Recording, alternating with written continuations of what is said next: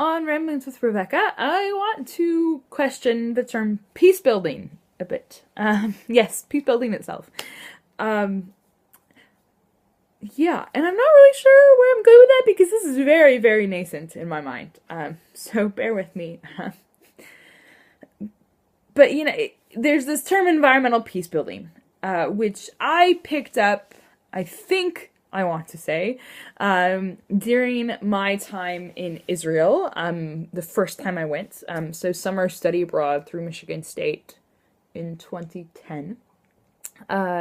And I encountered Friends of the Earth Middle East and EcoPeace, who very much, I would say, are kind of perhaps the biggest champions of environmental peace building, as a term, and the ones who've, written it and done the most kind of activist, intentional work calling it environmental peace building, right? This isn't to say they're the only ones doing it, just, they're the ones, who very much have taken this phrase.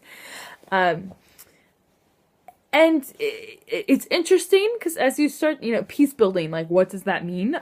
I actually haven't looked. Here, we're going to do a quick, while I'm talking to you. Google, Wikipedia, something. Peace building is an intervention that is designed to prevent the start or resumption of violent conflict by creating a sustainable peace. Thank you, Wikipedia.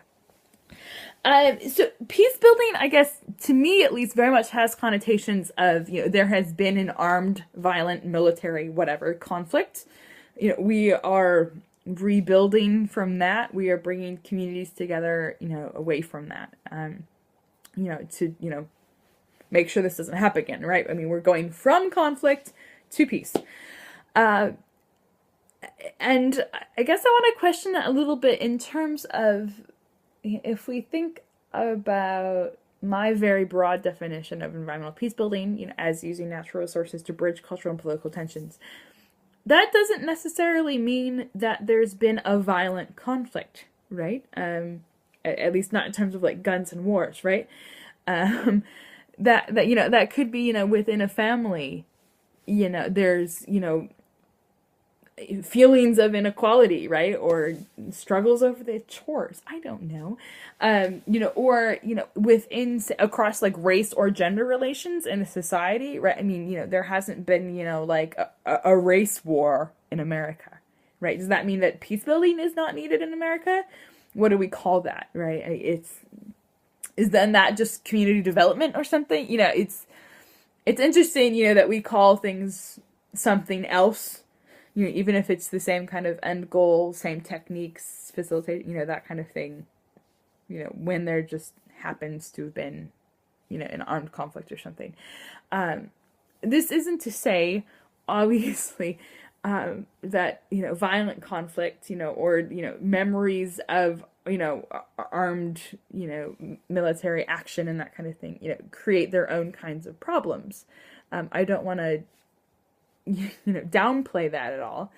But I do think that perhaps we lose something, by not broadening, our scope to consider, that, peace building, or bringing communities together, community relations across, what have been divides, whether that's because of armed conflict or because of class issues or because of religious ideologies or whatever, regardless of whether or not there's been a war.